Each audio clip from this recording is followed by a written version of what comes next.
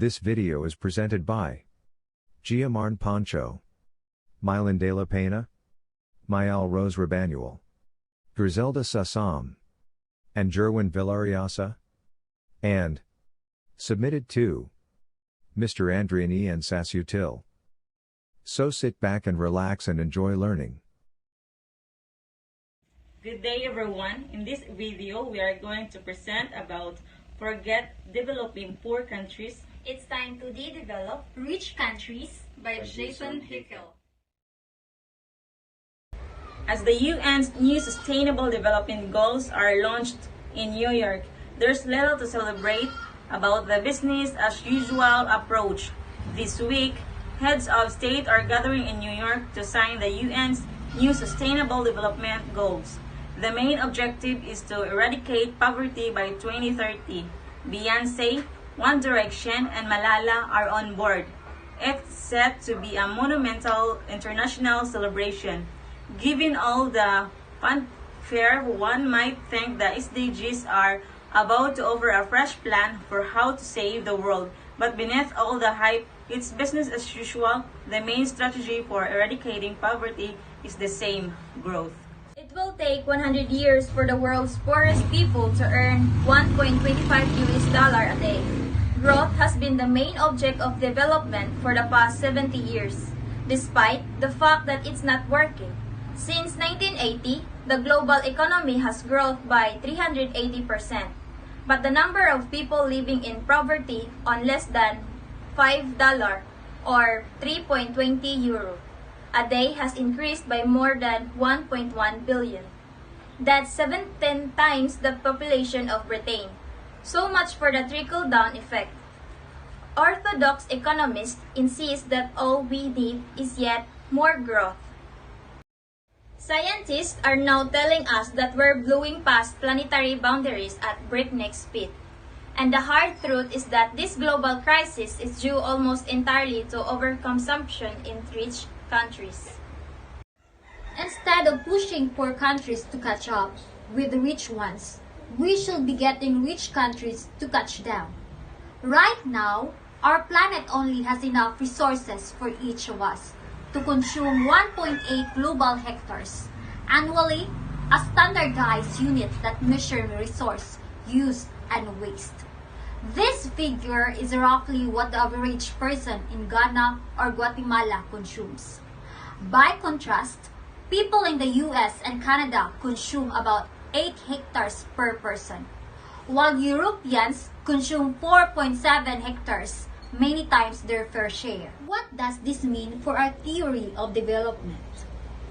Economist Peter Edward argues that instead of pushing poorer countries to catch up with the rich ones, we should be thinking of ways to get rich countries to catch down to more appropriate levels of development. We should look at societies where people live long and happy lives, relatively how levels of income and consumption, not as basket cases, that need to be developed towards Western models, but as exemplars of efficient living.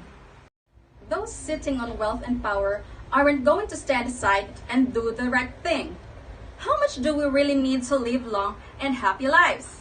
In the US, life expectancy is 79 years and GDP per capita is $53,000. But many countries have achieved similar life expectancy with a mere fraction of this income. Cuba has incomparable life expectancy to US and one of the highest literacy rate in the world, with a GDP per capita of only $6,000 and consumption of only 1.9 hectares, right at the threshold of ecological sustainability. Yes, some of the excess income and consumption we see in the rich world yields improvements in quality of life that are not captured by life expectancy or even literacy rates. But even if we look at measures as overall happiness and well-being, in addition to life expectancy, a number of low and middle income countries rank highly. Costa Rica manages to sustain one of the highest happiness indicators and life expectancies in the world, with a per capita income of fourth that of the US. In the light of this, Perhaps we should regard such countries not as underdeveloped, but rather as appropriately developed. And maybe we need to start calling rich countries to justify their excesses. 20% of people in middle and high income countries believe overconsumption is putting our planet and society at risk. The idea of the developing rich countries might prove to be a strong rallying cry in the global south, but it will be tricky to sell to Westerners. Tricky, but not impossible.